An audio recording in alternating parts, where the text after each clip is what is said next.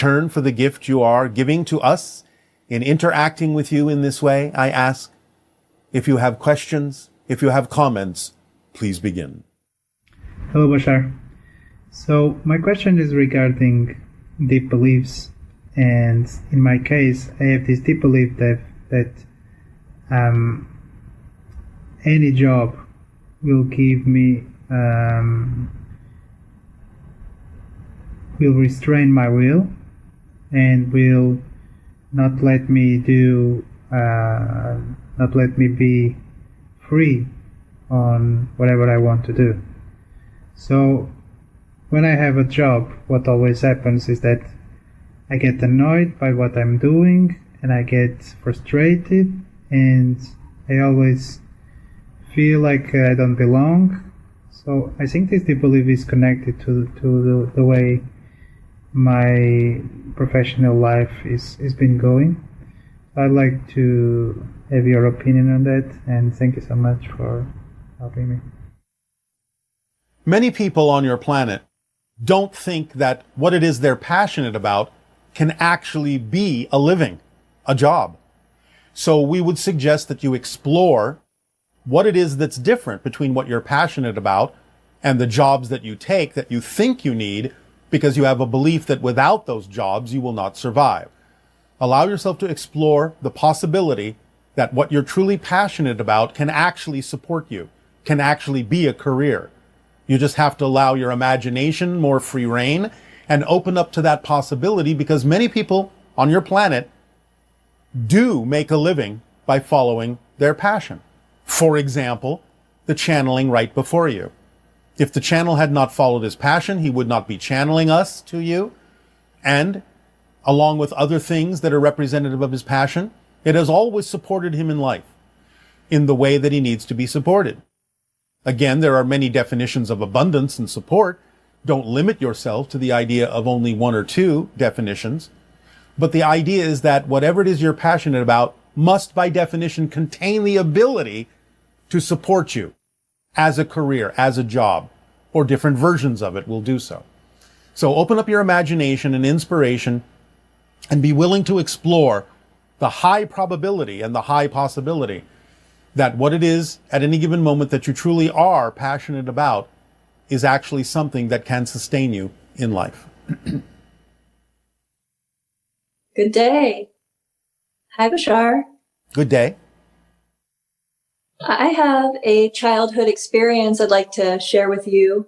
All right. I thought I saw a ghost, and when I realized it was a ghost, it was at night, and I was in my home, and I went and laid down after that experience, and I was just terrified. It was the most fearful night of my life, and my eyes were shut. I didn't want to open them, and I heard in my ears moths. It sounded like flapping in my ears, and I sensed there might have been presences all around me, like beings, but I didn't know about ETs back then. Well, and you also didn't understand about spirits and how there are presences around all the time, and that many children are still capable of sensing them and seeing them because they haven't learned not to yet. Mm-hmm. Although because you were already infused with the idea that such experiences are to be treated with terror, that helps shut down those senses over time. Well, I was wondering so that was that spirits around me, or was it a type of abduction? More the idea of the perception of spirit. Okay. Although you have to understand, as we have recently said, because our civilization and other civilizations, being in a higher frequency, operate very closely to the spirit realm, there may be overlaps there where the idea of the perception of certain interdimensional beings is perceived as spirit or may be labeled as extraterrestrial, and thus sort of clouding the issue because it's a little bit foggy as to exactly what they are, since we operate on a similar level. So it can be both. It can be spirit. It can be extra-dimensional beings that you would call extraterrestrial. It's just that, again, as a child, you may perceive all of these beings in a variety of ways and not necessarily be clear on exactly what you're perceiving because they operate so similarly. Okay. Do you have any comment on the sounds that I heard in my ear? And they were sensations too, of like a moth or flapping in there. Yes, we're not really allowed to go into this too deeply, but there are beings that exist interdimensionally in between what you would call normal realities that are perceived from time to time, sometimes referred to as Mothmen and so on and so forth. We cannot talk about this right now too much, but such beings, interdimensional beings, do exist and they have a particular purpose that we will discuss at a later time. Okay. Also, when I was a child, I was so attracted to horror films and being scared, and I would create situations where I would be afraid, and Yes. I would want to go on all the scariest roller coasters. And I watched those kind of movies probably at what most people would say too young of an age, the horror movies. Yes. Well, this may be part and parcel what also allowed you to interpret your perception in that way, in that particular domain. Now, again, many people will do this to feel excitement and to understand that it's a cathartic experience that at the end of it allows you to come out feeling stronger and all right because nothing really happened to you. You're using the idea to strengthen yourself against the fear, but sometimes, again, these things can also impart the idea of having a fear reaction to things that you don't understand. Okay. Now, are there more ghosts in those areas of like old Civil War battle sites and cemeteries? There can be. But again, remember, some of these things are, again, etched into the fabric of space and time because of the high degree of emotional experience that was had by the people at that time, especially in life and death situations. It will imprint itself upon the fabric of space and time. And thus, it's not always a live thing going on when you perceive what might appear to be a ghost in those so-called recreations of the past. Okay. Now, can some ghosts be kind of in disguise of another being? Or, it's not actually They can, like it is? but it's usually for the purpose of being some sort of a guide for the living, to allow the living to have something more familiar to relate to. Is that very common? Well, common is a relative term. I'm not saying it happens a lot, but yes, as a technique, it's not uncommon. Okay. And who are usually, the beings are usually guides then that kind of show up in the form of another more familiar For the being? most part. For the most part. Unless it actually is literally someone that you know as part of your soul family or someone who has passed over. Well, they're busy doing their own things a lot, right? So they don't. That doesn't mean that they don't respond to you when you need a connection. Because again, remember, space and time for them are not the same as it is for you as an experience.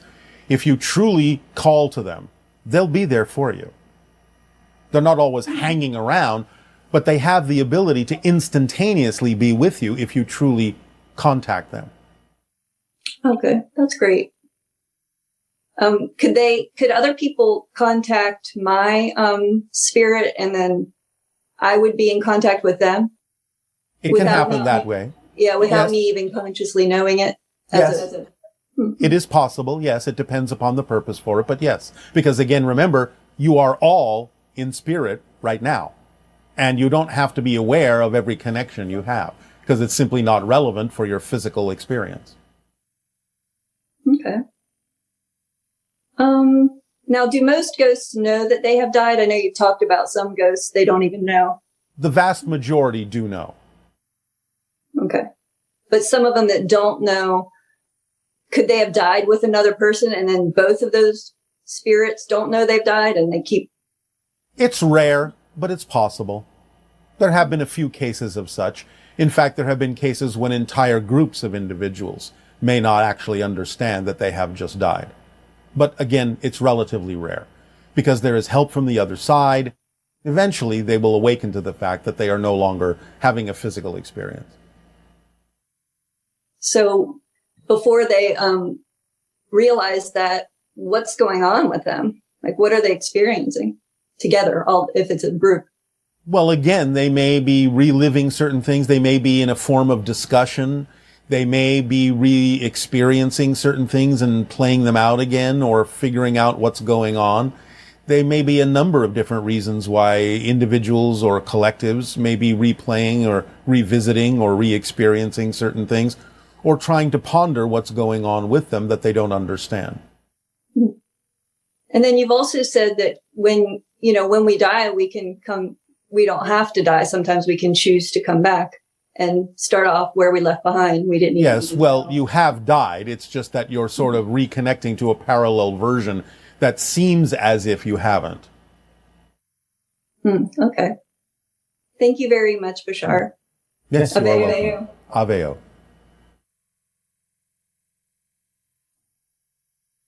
Good day, Bashar. My question for you is, what are the 5 questions that humanity should be asking right now? Thank you. Who am I truly? How can I express who I am fully? How can I be of service in being who I am to all others? Those are the top 3. And that will suffice. Hello, Bashar. Hello, good day. I have a couple of questions about the planetary grid system. Yes. In February 2022, over 1,000 people meditated in the Great Pyramid over several days.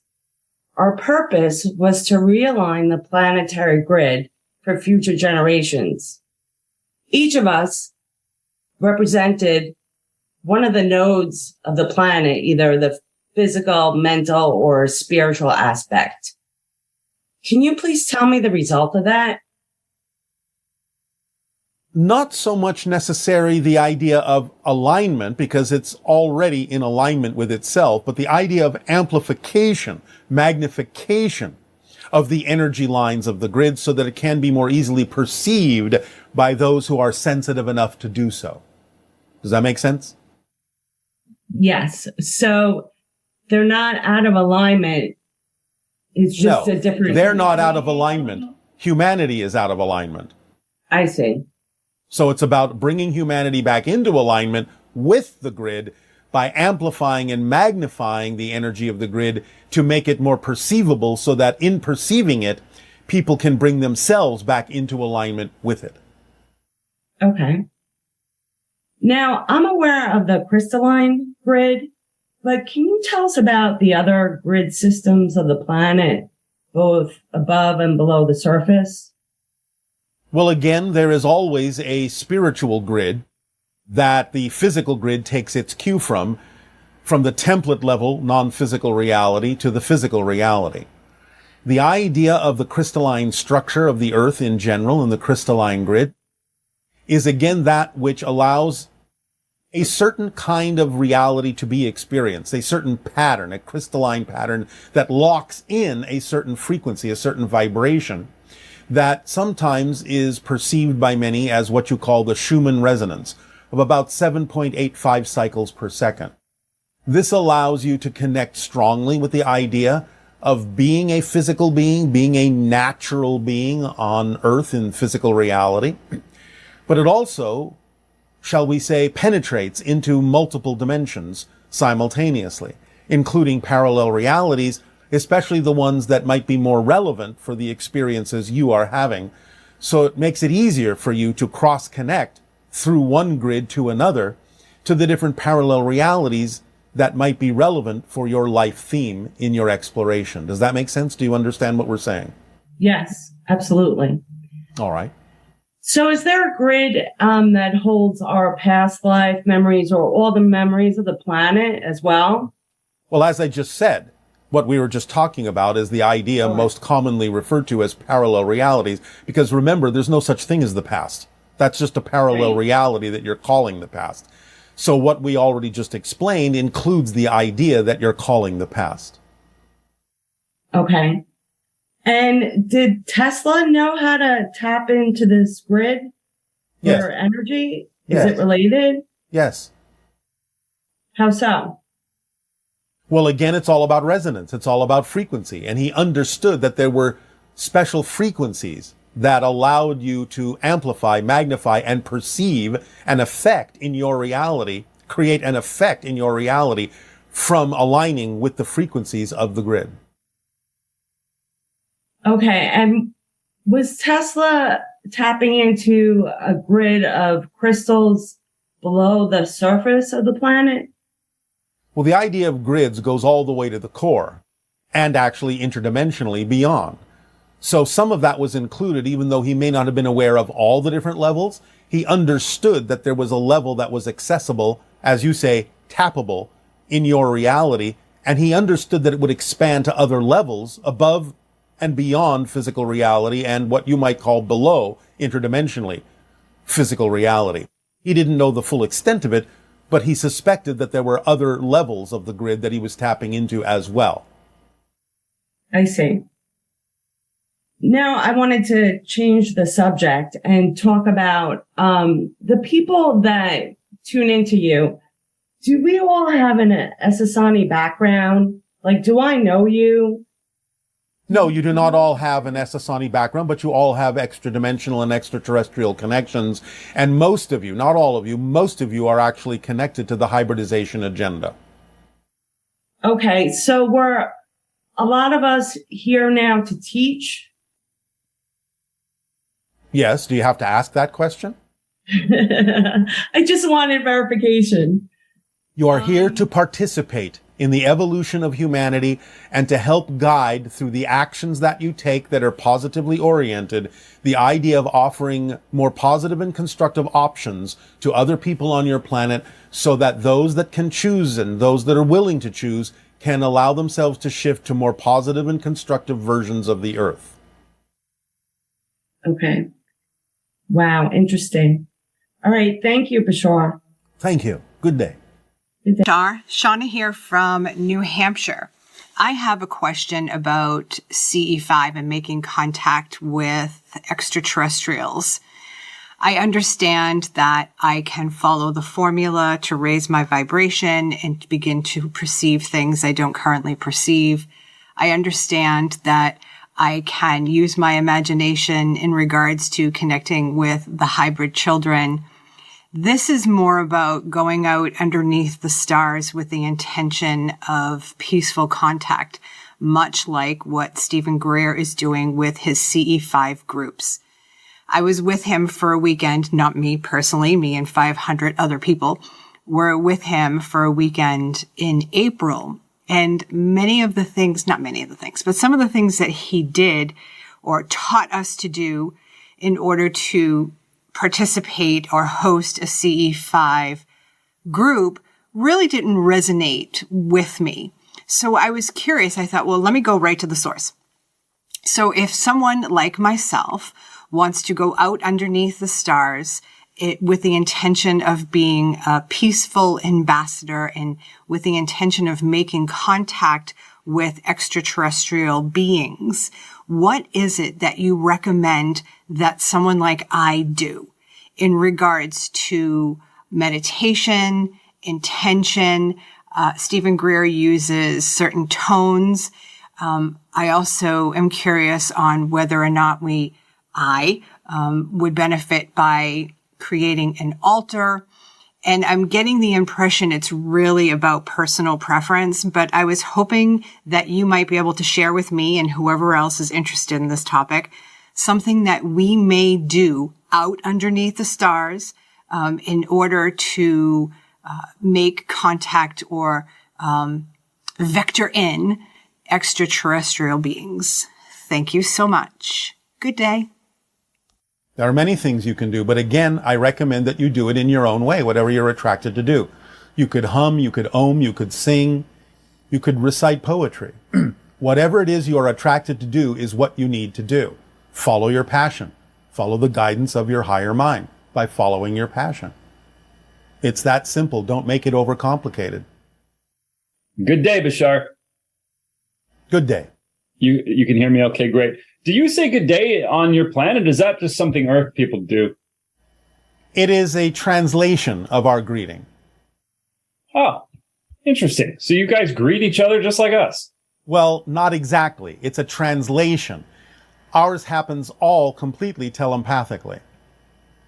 But Right. it's a good translation. It's a good translation. It's a sufficient translation into your language. Right, but there's a commonality that we greet each other. We don't just start talking. Yes, in a sense, there is always some sort of indication that you are being contacted or connected to something. Yes. Oh, It's like the idea of calling out in some way, shape, or form to allow a certain alignment to happen, to know that you are being connected with as an individual. So on your planet, good day will do. Lovely. And are you only able to connect with me through my voice, or is there some other way that you're reading me? I am reading energy patterns that come to us as a form of language, of shapes, colors, sizes, vibrations, frequencies, so on and so forth. When I'm silent, are you able to still read those, or do I have to speak for you to be able to line up with those? We can still read the silence, but the idea is that when you speak, an intention is formed that changes the pattern dramatically and thus allows us an indication of where it is you're going. Well, thank you for being here and talking with us. We all appreciate this. I appreciate this. Thank you. As we appreciate all of you. Thank you. Great. This is fun. This is great. Do I have a more direct line of communication with my higher mind right now talking with you? Yes, because we represent your higher mind. It's like you're talking with your higher mind by using us as a mask, as an excuse, as a reason to have easier communication with your higher mind. Okay, so can you help me understand the energy? Because I kind of feel like telling my higher mind to kiss my ass for some reason. I don't know why, but I just feel like being cheeky and just kind of telling it off and kind of pissed off at it. What would be the reason for that? What's the energy behind those feelings I'm having? Well, you might be assuming that the higher mind does things it doesn't actually do. Yeah. You might be more upset with your physical mind and the belief system embedded within it. I think the higher mind, the higher mind only feeds the energy, only sends the energy that makes you aware of what's going on in the physical mind. It's an illuminator. It's not a causation. Thank you. It's an illuminator. Yeah. All the time? All the time. Wow, that's a good insight. I was going to ask you, is there some advice my higher mind could share, with this direct line of communication, perhaps a stumbling block? Yes. Well, again, first and foremost, remember that the higher mind speaks in energy terms, and therefore the physical mind's translation, the physical body's translation of those energy messages is the idea of passion. That's how you interpret messages from the higher mind telling you who you actually are and how you need to act and what path you can walk. The idea of the belief systems within the physical mind can counter that, and that may be what you're upset about. Lovely. Thank you. Okay, so there's a teaching on this planet by a number of authors that sort of talk about how to deliberately create your reality. And the technique that they generally agree on is that you're going to impress your subconscious mind using your imaginations and your emotions, sort of vividly imagine the reality you wish to participate in. Yes. And particularly right before you go to sleep in the hypnotic state. Yes. Can you talk about that? Because I don't hear that from you or... Yes, we have talked about that, but we usually use the terminology of visualization to refer to what's happening there energetically. The idea is it's all well and good to do it that way, but the important difference in what we're telling you is that as soon as you get to the point where you have an idealized picture of what you can imagine with your physical mind is the highest representation of the outcome that gets you really excited, then you drop the picture and keep the excitement by making a space for what the higher mind actually needs to bring you, because your physical mind may not necessarily have an accurate portrayal of what the best outcome could possibly actually look like. You're dropping the insistence, but you're also initiating a particular state of being. Exactly. Deliberate creation. Okay. Exactly. So it's the state of being that's important in doing that, not the picture, except for the fact that the picture is your symbol, your representation of what gets you into that state, so that when you then stop insisting on that particular outcome, then you make room for whatever the outcome actually needs to look like. Thank you. Yes. Is the Bible a literal story of historical events and facts? Well, not literal, in many cases symbolic, but it is representative of some history, although there's a lot of changes and interpretations that have been posed upon it. I feel like, I feel like most people interpret the Bible on this planet more literally, and yet it's actually meant to be more of a metaphor or allegory. Would you say that's accurate? Some things are representative of actual historical events that may sound allegorical. Some things are really just metaphorical. But again, do remember that even the people that say they take the Bible literally don't take all of it literally. Okay. Because again, if they did, they would be doing things that your society frowns upon now. Interesting. How important is it that I participate in some of the contact supporting events, like putting a picture in my window to help acclimate with the idea of an alien? How important is that for me to actually participate in that stuff versus if I don't, in order to actually get to participate in that reality, like I'm trying to ask, if I don't bother with it, am I going to miss out on, be able to have that ET contact and ride in a spaceship? Or is that sort of thing just like a major theme that is my destiny, that I'm not going to miss it? It's a permission slip that will work for many people. The only way you'll really miss out on it is being worried that you'll miss out on it. Lovely. So let's talk about importance. Certain people, okay, so my question is it more important, say, to help feed the homeless versus play a video game? Or, there's other examples where people think they're so important when they're making lots of money, and then a little kid who's maybe playing outside feels that's very important to him. How do you gauge importance? Again, it depends upon whether you're being honest and in alignment and true with the idea of what you're truly passionate about, and knowing that when you actually act upon your true passion, you will also be being in service to others. It will guide you in a way that will allow that to be obvious. Well, now you're making it sound like being in service to others is more important. It is what happens naturally when you act on your passion, because being in your passion is being true to yourself. And that's the most important thing, because it allows everything else to happen that needs to happen synchronistically. I wish I had more questions. You've answered them all. It's just so lovely to spend this time with you. Thank you. Our pleasure, our passion, and our unconditional love to you as well. Good day. Ave. Hello, Bashar. My name is Chris from Nevada City, California, and I was wondering if you could tell us if there are any significant undiscovered planets in our solar system. And if so, when might humanity start to become more aware of them? Thank you. Yes, there are, but they have extremely elliptical orbits that are outside the plane of the ecliptic, and therefore they are very hard to see. So you have to look almost knowing where to look in order to see them, but you'll find them eventually. There are 3 more. The idea is that they will usually all be found within the next 50 of your years, as we read your energy now. Hi, Bashar. Good day. Good day. This is amazing. Thank you for this opportunity. It is our passion and our pleasure. Yes, I know. I actually wanted to talk to you about several things, actually just about my life. Yes. It's a bit emotional. Oh, all right. So 2 months back, something really nasty happened, and it had a big influence on my family, on me. Yes.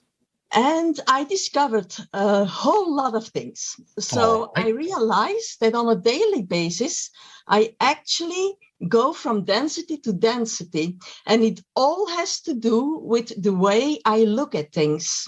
Yes, of course. Yeah, of course. But it was not so clear to me that it's simply so easy. Yes. So I said to myself, okay, you are part of this. You also created this. So what's the present? What's the present this is bringing you? And then everything shifted, and Yes. inside me, everything shifted. So my sadness, it was gone. I was back in my heart. But then I said, okay, this is probably what Bashar is always talking about going to another earth, parallel realities, Yes. and things. And then I said, okay, but if I'm on another earth, why does my outer reality still stays the same? Because But it's not the same. It's not the same. okay, but when it's the same in my head then probably because, Yes. and that's all it is. Yes. So when I come into this room, in my head, I know there are several things in this room. And Yes. that's why it stays the same.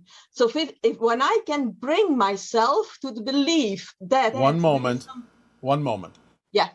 There is a joke that exists on your planet that is a perfect illustration of this idea.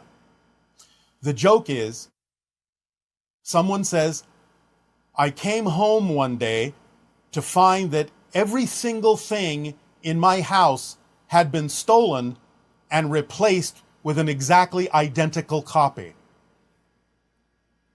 Do you understand?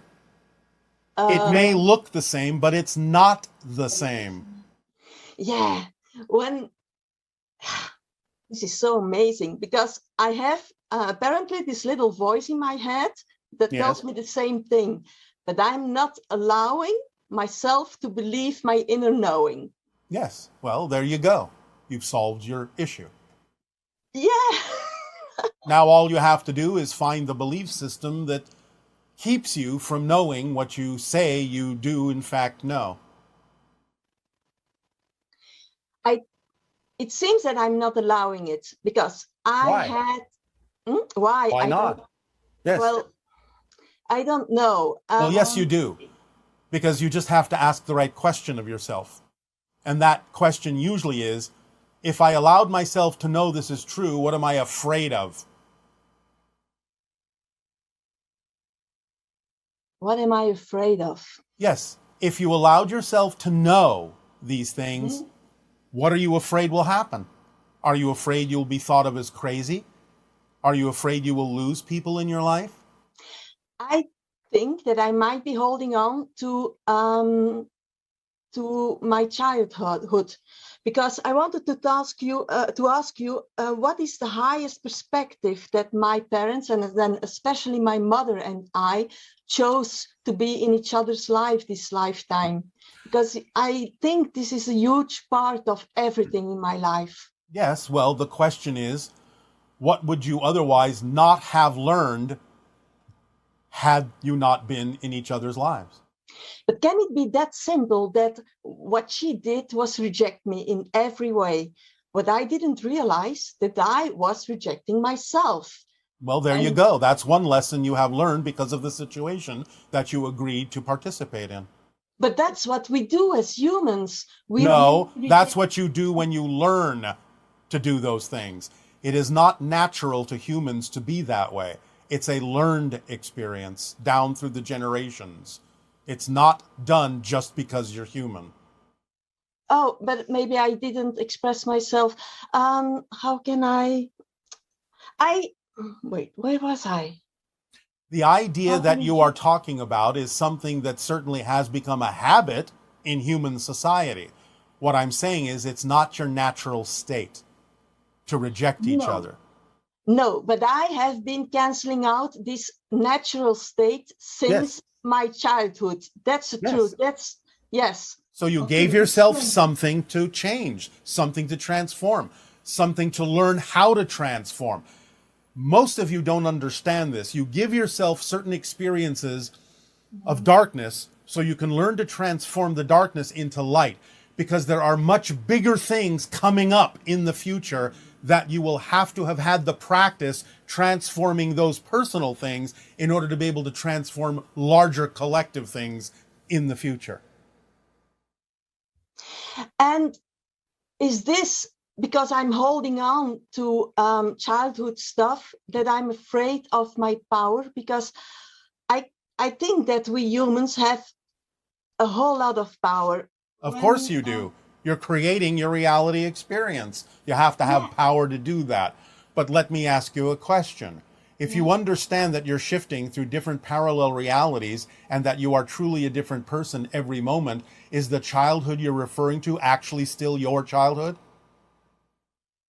No, but it is a good box of awareness for me. Take what works from it and recreate that, but you don't have to take all of it if all of it doesn't work for the person you are now. Yeah. You get to decide. I can decide. I can choose. I want two other things, if I may. Quickly. Yes. Cats can come back. That's my experience. One of my cats died, and she came back. It's not exactly, no, she didn't come back. But it's a part of her. The energy connection may be very similar, but it's not the same cat. It's not the same cat. She's not the same, but there were different things. It's a whole story, and we don't really I understand. have time. But the cat that you have is reflecting certain similar vibrational frequencies to your other cat for a variety of purposes. One of which would be to recognize that that frequency is back in your life. That's why you think it's the same cat, but it's the same frequency. Yeah, okay. And then the guidance from our body is something that is really fascinating. Yes. So when I'm not willing to stand in my power, I have trouble with my feet and my legs. Would you agree? Yes. So really, that's simple. It is. It's one of the things we have been saying for 38 years on your planet. It's simpler than you think. Thank you for your recognition. And it's up to me to really accept it and live it. It is. That's what I'm here to do. It's not up to anyone else. Oh, that's so great, so great, so great. Okay, and when I feel, very last question, when I feel tension in my body, it can be just as simple as a part of me that is saying, hey, you're leaving yourself again. Go back to your heart.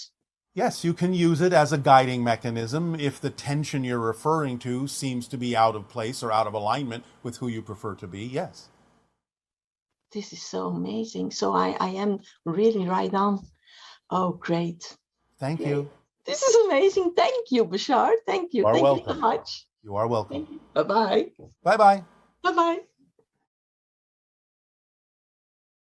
Hello, Bashar. My name is Matias and I'm from Argentina. My question is, recently I've been dreaming about another house, another life I feel. Living in a house I don't recognize, but in some way I do recognize. Going into a supermarket and buying things for a travel with friends I don't know, but somehow I know that they exist.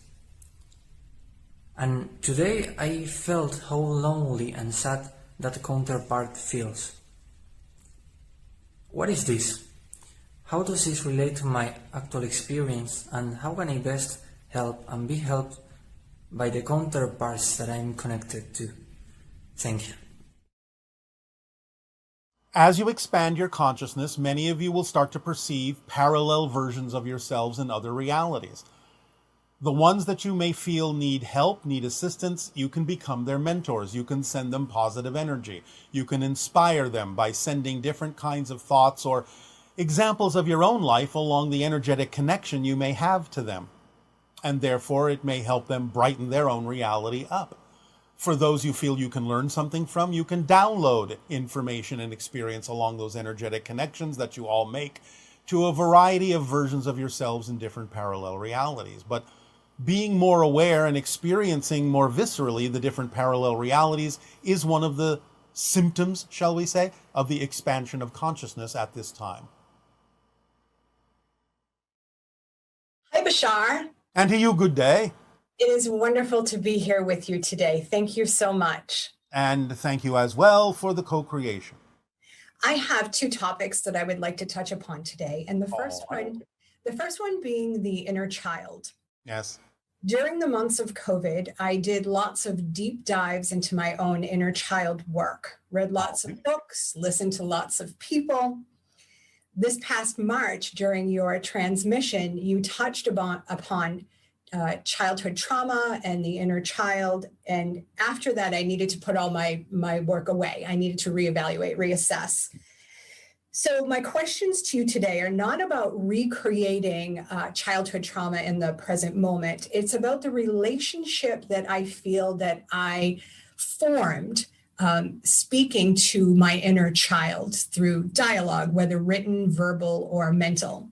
Yes. So when I would feel emotion, I would recognize whatever I recognized, and then I would turn my attention inward and have a dialogue with what I perceive to be that little girl within me. All right. So my questions for you today are, who is it that I am really speaking to? What am I actually doing when I am in this practice? And why does it feel so good to acknowledge her insecurities or her fears? Because you can't invalidate any portion of your own consciousness. She is a portion of your consciousness. In the same way, to use a crude analogy, that the child you were in kindergarten is still a piece of you, even though you have grown into an adult.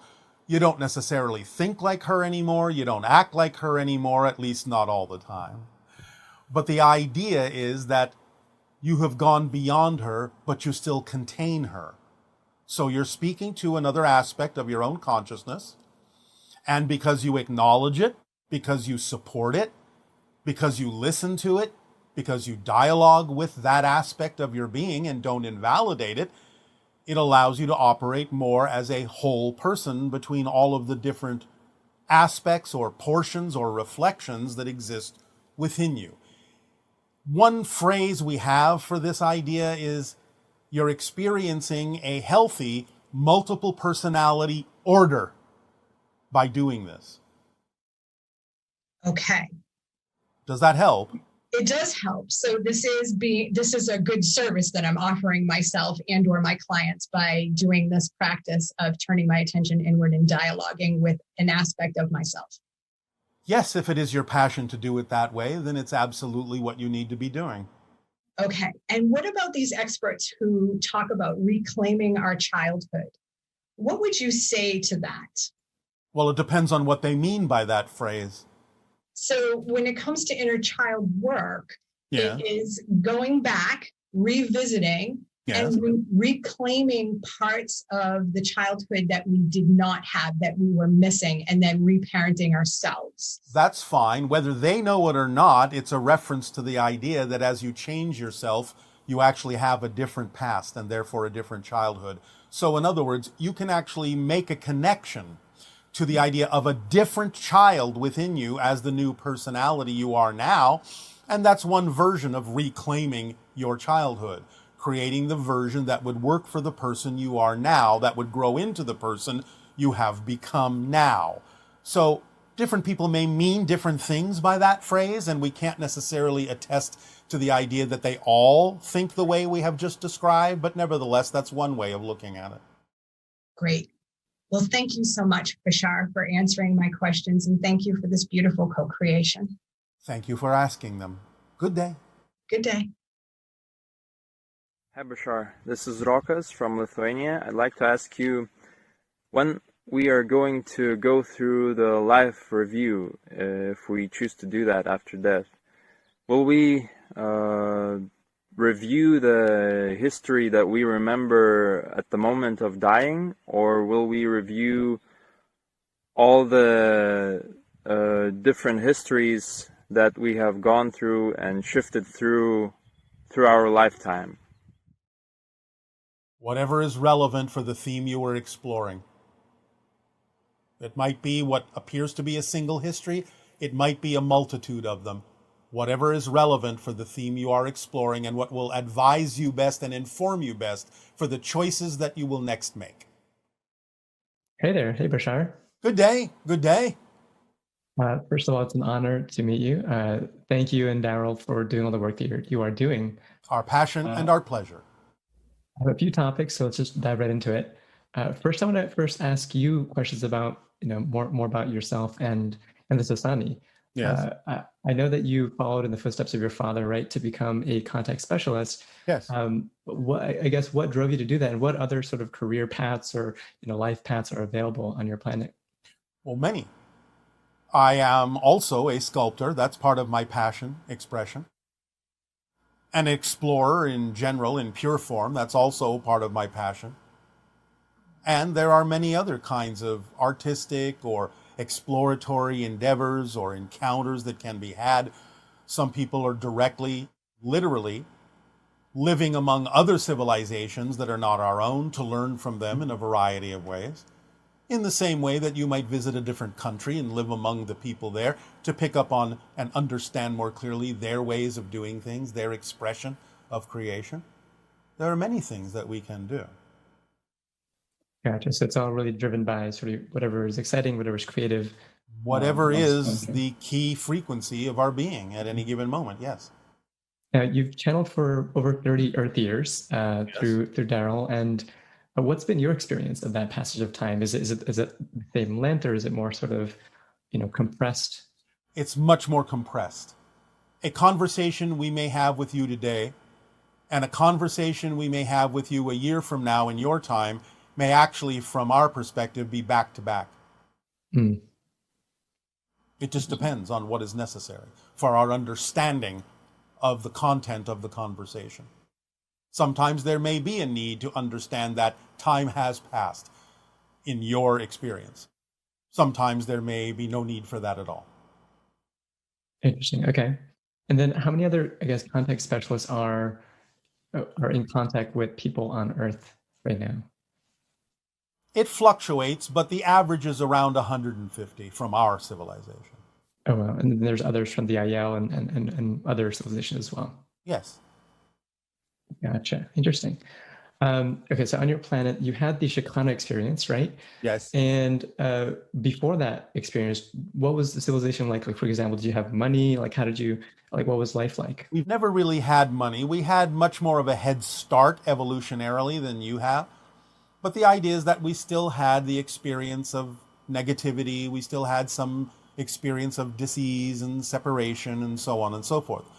But we got to a point where the scales were tipped by the majority of the energy focusing in a more positive direction, which then brought about the reflection of the Shakana experience for all, who at least were open and willing to experience it that way. Those that did not, those that had another path, instantly disappeared from our civilization. When you say instantly disappeared, what do you mean by that? They shifted to another reality where we could no longer perceive them. I see. Gotcha. Fascinating. Okay.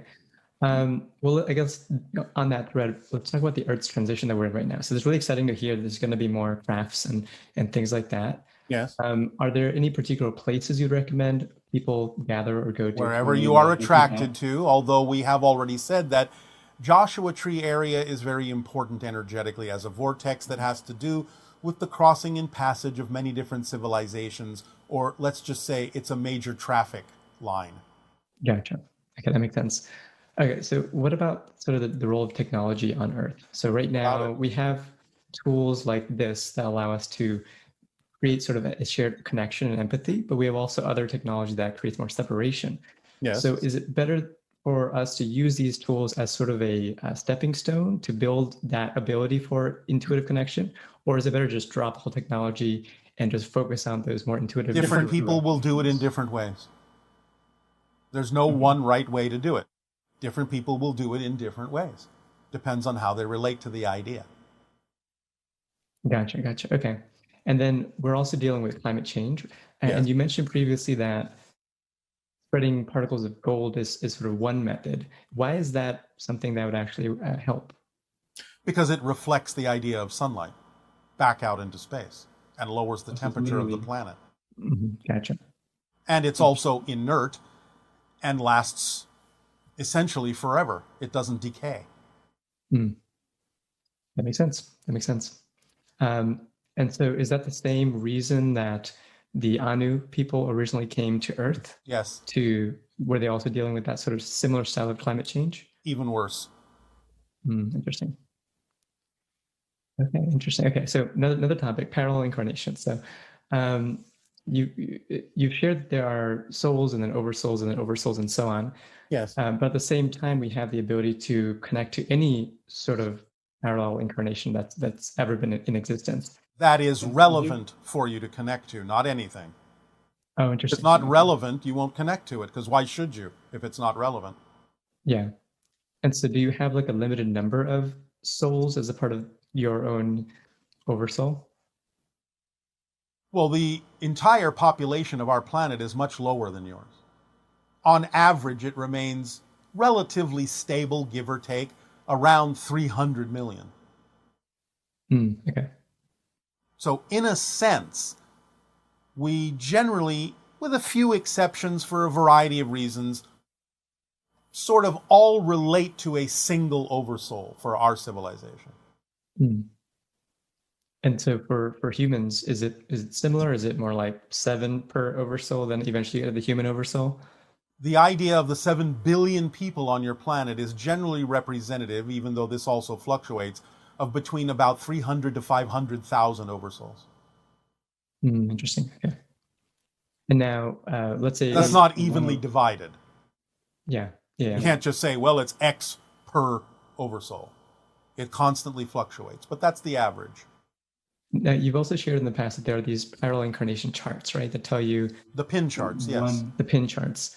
So does that mean that one soul, or rather one oversoul, has multiple incarnations at different timelines? Yes. Usually that's the case. Some pin charts may be adventurous enough to go into more than one oversoul, but generally that's not the case. Okay, gotcha. Let's talk about the formula. So I know you've shared a lot about this. And you may have already shared this particular aspect of it, but one question that I've had is, sometimes it's hard to tell if there is an excitement, if there's other work that needs to be done that may not be as exciting, right? Then you are either making it not exciting or it really isn't your way. There's always another way. If the work really needs to be done, there's always an exciting way. If it really isn't part of your excitement, then that work may not need to be done and something else may take its place. So again, the first thing to always check is, am I dampening the excitement because of my belief systems? Once you've cleared that through yourself and you realize you're not the one preventing yourself from being excited because you might be doing it in a way that is not exciting for you, you might have certain beliefs about what would happen if you did go forward, and so on and so forth. Once you clear all that out of the way, if the excitement is naturally waning, then that's synchronicity telling you, go in another direction. Go in the exciting direction, even if it looks like it's not connected. What is most passionate for you at this moment tells you it's connected, even if it doesn't look like it could be connected on the surface. It's the thread of excitement that tells you it's connected. Gotcha. Okay. Then let's talk about the 5 laws. So you shared that everything is in the here and now, and that the past actually extends from the now. Yes. So you've also shared that it's possible to technically change the past that you're connected to. Well, does that mean that it happens automatically? Yeah. Okay. So does that mean if somebody had a traumatic experience and they believe that they never did, or are they now connecting to another version of themselves that never did? And if so, is that a way of bypassing that sort of experience? Well, yes, in a sense. But the thing of it is it can't be used, in a sense, as a denial mechanism. It actually has to be truly an understanding that you are truly a different person and that the so-called other past has nothing to do with who you are now. It can't just be used as a denial or a glossing over mechanism. Oh, well, I'm different, so now I have to pay attention to the fact that I'm still creating all these negative beliefs based on the idea of an experience that happened in childhood. Can't be that. Can't ignore what you're creating in the moment. But if you're truly changing, this is what we often refer to as the 13th step. You really have a deep experiential understanding that you are a new person. And many times when you really understand and experience that you are a new person, though there may be some reasons to still refer to the past belonging to the other person that quote unquote you used to be, very often when you really are a new person, there's nothing to remember because it doesn't relate to you anymore. That's gonna be my next question. So if you are truly that new person, you don't even remember being that old person. In many cases, correct. And so in a way, as you're growing, you may not even be aware that you're growing. Well, you'll be aware in some sense, but it may not be that way. Hmm. You'll always have some sense of measure of change, but it may not be that particular technique that you use. Interesting. Okay. That's very fascinating. And then my last question is, when folks are doing meditation, when they're doing something like Vipassana, we're able to get into these more expanded states of being. Yes. What exactly is that? And then, what do you mean, what exactly is that? You're aligning with more of yourselves, more of the parallel realities, more of creation. You're expanding your consciousness to be more aware of the connections you already have. It's a meditation technique. It's a permission slip like anything else. Some people will find it valuable and some people will find other things. Gotcha. Awesome. All right. Awesome. Yeah. Thank you so much. Thank you. Good day. Good day.